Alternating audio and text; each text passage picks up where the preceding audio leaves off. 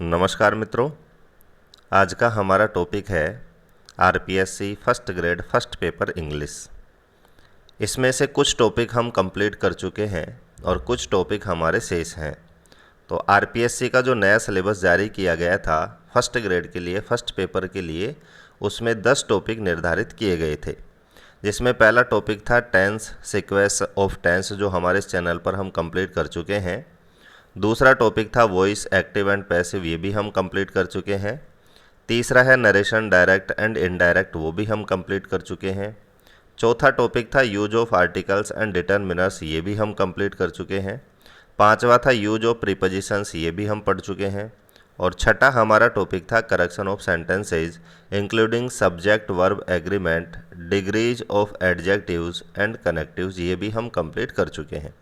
और जब हमने रेगुलर इन 6 टॉपिकों को कंप्लीट किया था, तब मैंने आपको बताया था कि 10 में से 6 टॉपिक ऐसे हैं जिन्हें हमें रूल्स के साथ पढ़ना है, क्योंकि ये प्रश्न इन टॉपिक से यदि प्रश्न आता है तो हमारा प्रश्न तभी सही होगा जब हमें इनसे संबंधित जो रूल्स हैं वो हमें याद होंगे। और मैंने सरल से सरल भाषा में इन 6 टॉपिक्स के रूल्स और एग्जाम्पल्स और पिछली परीक्षाओं में जो प्रश्न पूछे गए थे वो आपको समझाया है, ताकि किस तरह से प्रश्न आएगा और इस टॉपिक में हमें क्या पढ़ना है, किस तरह से हमें एग्जाम्पल्स को वहाँ पर परीक्षा में समझना है, सारी चीज़ें मैं इन 6 टॉपिक्स में आपको समझा चुका हूँ।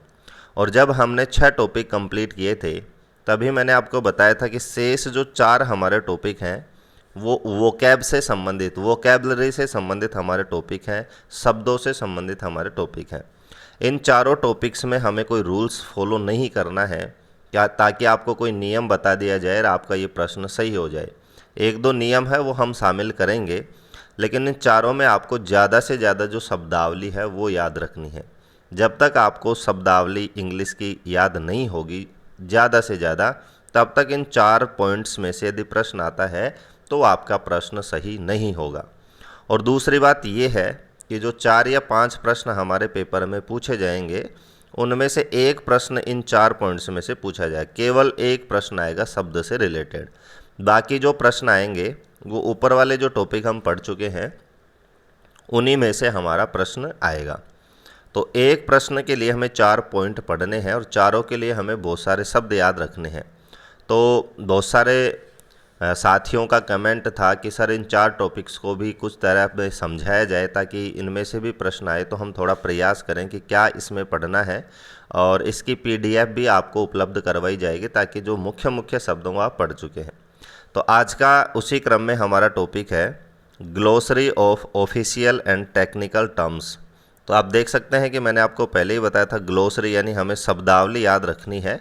और इस पॉइंट में हमें कौन सी शब्दावली याद रखनी है? ऑफिशियल यानी कार्यालयी शब्दावली हमें याद करनी है, और टेक्निकल यानी तकनीकी से संबंधित जो टर्म्स हैं वो हमें याद रखना है।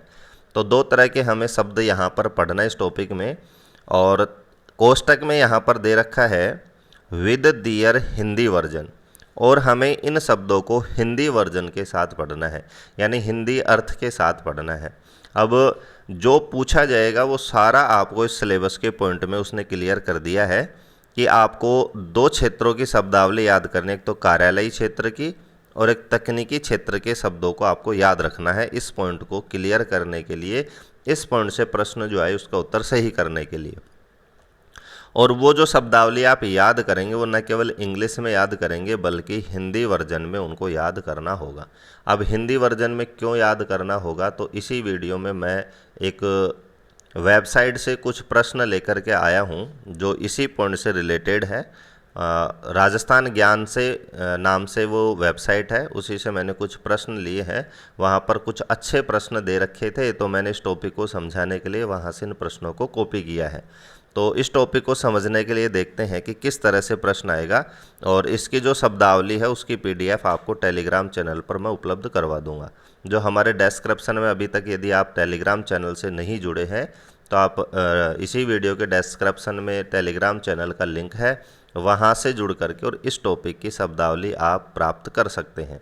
क्योंकि मैं पहले ही बता चुका हूँ, इसमें हमें कोई रूल्स नहीं है कि इस नियम को पढ़ लेने से आपको सारे शब्द याद हो जाएंगे, इस तरह से आपका प्रश्न सही हो जाएगा। मेन उद्देश्य है कि हमें किस टॉपिक को किस तरह से करना है। और चारों जो टॉपिक हैं एक एक दिन में हम इतिहास के साथ यहाँ पर जारी रखेंगे, क्योंकि हमारे चैनल पर वर्तमान में इतिहास की क्लासेज जारी हैं और उसमें केवल हमारे राजस्थान के कुछ प्रमुख शासक और कला संस्कृति बाकी है। उसी के साथ हमारा जो प्रमुख जो पार्ट है फर्स्ट पेपर का हिस्ट्री का, वो हमारा कंप्लीट हो जाएगा। तो चलते हैं आज के इस पॉइंट की तरफ कि शब्दावली आपको टेलीग्राम चैनल पर मिल जाएगी। प्रश्न किस तरह से पूछे जाएंगे वो मैं आपको इसी वीडियो में बताता हूँ। तो इस तरह से कुछ मैंने एक पेज भी दिया है जो पीडीएफ आपको टेलीग्राम चैनल पर मिलेगी। तो इस तरह से बहुत सारे 10-12 पेज मैंने अपलोड किए हैं 2 बुक्स से लेकर के। तो उससे आपको शब्दावली याद रखनी है। ये पेज है वो पैनोरमा से लिया गया है और जो एक बुक है वो इंग्लिश ग्रामर की जो पर्सनल जो मार्केट में मैं लेकर के आया था इंग्लिश के टॉपिक करवाने के लिए, वहाँ से उन शब्दों को लिया गया है। तो इस तरह से आपको सारे शब्दों को पढ़ कर के जाना है। लास्ट टाइम है, आपको उनकी रीडिंग मारनी है, ज़्यादा प्रेशर नहीं लेना है, क्योंकि मैं पहले ही आपको बता चुका हूँ कि इस समय आपको बिल्कुल सकारात्मक रहना है और घबराने की कोई आवश्यकता नहीं है, क्योंकि इन लास्ट के 4 पॉइंट्स में से हमें एक प्रश्न आएगा और वो चाहे आप पढ़ भी लेंगे तो कोई श्योरिटी नहीं है कि वो प्रश्न हमारा सही हो जाएगा। तो यहाँ से देखते हैं कि ऐसे आपको अल्फ़ाबेटिकली वो शब्द मिल जाएंगे पीडीएफ में। जैसे पहला शब्द है अमेंडमेंट, जिसका मतलब होता है परित्याग। दूसरा है अबेट, जिसका मतलब होता है कम करना, घटाना या उपशमन करना। तो इस तरह से देख सकते हैं कि एक एक शब्द के 3-3, 4-4 अर्थ हैं। तो जब तक हमारे याद नहीं होंगे तो हमें प्रश्न भी समझ में नहीं आएगा और हमारा जो आंसर है वो भी सही नहीं होगा। दूसरा है अबेटमेंट, जिसका मतलब है उपशमन या कमी करना।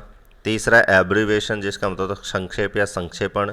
तीसरा है एबेंस, जिसका मतलब अस्तगन। एबिलिटी, योग्यता। एब इनिशियो, आरंभ से। तो इस तरह से पढ़ने से कोई मतलब नहीं है कि मैं सारे पेज पढूं और हमारा वीडियो बड़ा बने। अब हम देखते हैं कि प्रश्न किस तरह से पूछा जाएगा। तो ये मैं आपको बताया था राजस्थान ज्ञान करके एक चैनल पे एक वेबसाइट थी, वहाँ से मैंने इन प्रश्नों को लिया है ताकि आपको अच्छी तरह से समझा सकूं। तो जैसे पहला प्रश्न है और यहाँ डायरेक्शन भी है, ऐसे ही आपको एग्जाम में भी डायरेक्शन मिलेगा कि इस प्रश्न में हमें क्या करना है कि choose the correct set of the English translations of the following Hindi words, कि निम्नलिखित हिंदी शब्दों की जो इंग्लिश ट्रांसलेशन है उसका सही सेट आपको चूज करना है। तो इस तरह से प्रश्न आएगा कि एक 3 या 4 शब्दों के एक सेट देगा और क्रम से उसे देखना है। जैसे पहला शब्द है निराशापूर्ण, दूसरा है विदाई और तीसरा है पराक्रमी। तो इन 3 शब्दों का क्रम से हमें सेट करना है। तो देखो ऐसा यदि प्रश्न आता है तो इसके सही होने के चांस बहुत ज़्यादा हो जाते हैं, क्योंकि 3 में से यदि हमें एक शब्द की भी इंग्लिश ट्रांसलेशन आती है तो उसको ऑप्शन को हम पकड़ सकते हैं। अब जैसे यहाँ लास्ट में पराक्रमी शब्द है और यदि आपको इसी का भी ट्रांसलेशन आता है, इसकी भी इंग्लिश आती है तो भी आप पकड़ सकते हैं। जैसे पहला ऑप्शन है माइटी। माइटी का मतलब होता है पराक्रमी, ताकतवर। अब आप देखेंगे कि और ऑप्शंस में पराक्रमी के लिए कोई शब्द तो नहीं है, तो यहाँ से देख सकते हैं सस्पेक्ट है, पोटेंट है, ऑब्जर्व है। तो इनमें से कोई सा भी ऐसा शब्द नहीं है जो पराक्रमी के लिए यूज़ किया गया हो। तो दूसरा है जैसे बीच में है विदाई, तो बीच में हमें विदाई वाला देखना है। तो एड्यू, पहले में एड्यू शब्द है, इसका अर्थ होता है विदाई। दूसरा वाइज, वाइज का मतलब होता है बुद्धि या बुद्धिमान। तीसरा शब्द फियर, फियर का मतलब होता है डर। पर्पज का मतलब होता है उद्देश्य। तो आप देख सकते हैं कि विदाई शब्द से भी आप 3 ऑप्शन जो हैं आपके वो कट सकते हैं। तो इस तरह से हमारा जो आंसर है वो पहला ऑप्शन हो जाएगा ब्लीक। ब्लीक का मतलब होता है निराशापूर्ण। एड्यू का मतलब होता है विदाई और माइटी का मतलब पराक्रमी। तो ये जो प्रश्न है बहुत ही अच्छे प्रश्न है इस टॉपिक को समझने के लिए, इसीलिए मैंने इन प्रश्नों को इस वीडियो में शामिल किया है। दूसरा हमारा प्रश्न है कि वही हमें करना है कि choose the correct set of the English translation of the following Hindi words. जैसे रिवाज है, कष्ट है और पहुँच है। तो वही हमें नियम फॉलो करना है, वही तरीका हमें फॉलो करना है। पहले हमें एक शब्द को पकड़ना है, जैसे रिवाज है। तो जैसे यहाँ पहला शब्द है प्रेडिक्ट। प्रेडिक्ट का मतलब होता है भविष्यवाणी। कस्टम का मतलब है परंपरा। रिचुअल का मतलब है पारंपरिक और अप्रोच का मतलब पहुंच। अब हमारे यहाँ पर 2 कन्फ्यूजिंग शब्द है, एक तो कस्टम और एक रिचुअल। तो थोड़ी देर के लिए हम 2 ऑप्शंस तो हमारे यहाँ से कट जाते हैं, क्योंकि प्रेडिक्ट और अप्रोच जो है वो रिवाज का ट्रांसलेशन नहीं है। अब हमें 2 ऑप्शंस में से देखना है कि कौन सा है। तो हम लास्ट के शब्द पे जा सकते हैं और लास्ट का शब्द में है पहुँच। तो पहले में देखेंगे अप्रोच। तो अप्रोच आपका एक परिचित शब्द है जिसका मतलब होता है पहुँच। फोकस का मतलब होता है किसी चीज़ पर ध्यान केंद्रित करना। तो इसी तरह से हमारा जो तीसरा ऑप्शन है वो भी हमारा कट हो जाता है और हमारा जो सही आंसर है वो हो जाएगा कस्टम। हार्डशिप का मतलब जाएगा कष्ट और अप्रोच का मतलब होता है पहुंच। नेक्स्ट हमारा प्रश्न है वही 3 शब्दों का सेट है और हमें ट्रांसलेशन इसका देखना है। तो यहाँ से हमें देखना है, जैसे पहला शब्द है भाग्यवान, दूसरा है हिचकिचाना, तीसरा है वरदान। तो सबसे पहले हम भाग्यवान का देखते हैं। तो यहाँ पर एक शब्द है फॉर्चुनेट। फॉर्चुनेट का मतलब होता है भाग्यशाली। और यहाँ हम देखेंगे तो ब्लेसिंग का मतलब होता है वरदान, तो ये हमारा होगा नहीं। अब वरदान हमें लास्ट में देखना है, तो लास्ट में एक में है ब्लेसिंग। तो हमें भाग्यवान पहले मिल गया और लास्ट में ब्लेसिंग भी मिल गया और 3 ही हमारे पास शब्द हैं, तो इसके अलावा हमारा कोई ऑप्शन हो नहीं सकता। तो यहाँ पर हमारा आंसर हो जाएगा बै। अब 3 प्रश्न तो मैंने एक जैसे लिए हैं कि इस तरह से भी प्रश्न आ सकता है। अब नेक्स्ट जो टाइप होगा इस टॉपिक से प्रश्न पूछने का, वो इस तरह से भी वो पूछ सकता है कि choose the correct word for given official technical terms, और यही हमारे टॉपिक का नाम है ऑफिशियल एंड टेक्निकल टर्म्स। तो इस हिंदी शब्द के लिए इसमें कहा है कि इस हिंदी शब्द के लिए हमें सही इंग्लिश ट्रांसलेशन चूज करना है। इसीलिए हमारा जो सिलेबस है उसमें कोष्टक में दे रखा है कि इन शब्दों को आपको हिंदी वर्जन के साथ याद करना है ताकि वो हिंदी से भी आपका प्रश्न पूछ सके। और इस टॉपिक को या इस पीडीएफ को पढ़ने के आपको 2 फायदे मिलेंगे। 2 फायदे, इसी के साथ साथ आपका एक हिंदी का भी टॉपिक है पारिभाषिक शब्दावली, उसमें भी सेम प्रश्न आएगा कि हिंदी दे करके उसकी इंग्लिश भी पूछ सकता है और इंग्लिश दे करके उसकी हिंदी भी आपसे पूछ सकता है। तो एक जगह इस टॉपिक को पढ़ने से हमारे 2 टॉपिक यहाँ पर कवर हो रहे हैं, हिंदी का भी और इंग्लिश का भी। तो यहाँ पर एक ही शब्द दिया है शिष्टमंडल।